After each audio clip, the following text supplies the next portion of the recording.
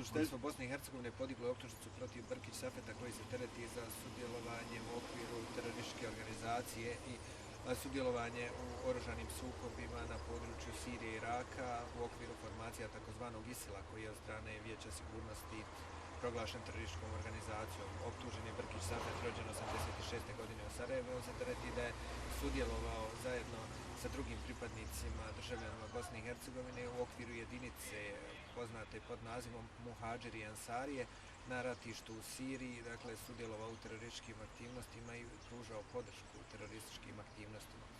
On je optužen da je tijekom 2013. godine otputovao za Tursku, odakle je ilegalno prešao u Siriju i priključio se formacijama koje se bore na strani takozvane islamske države ISIL-a i sudjelovao u ratnim sukobima na tom području, dakle kao član terorističke organizacije.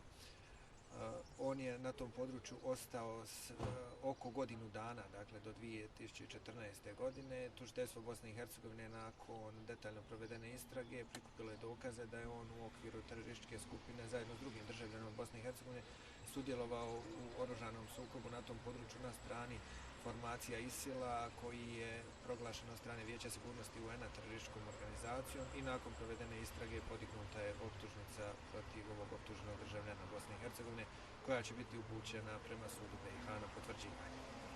Evo, Boris, recimo, s obzirom da je ovaj zakon donesen nekad prošle godine u 7. mjesecu o zabrani odlaska na strane ratišta, da li se to odnosi?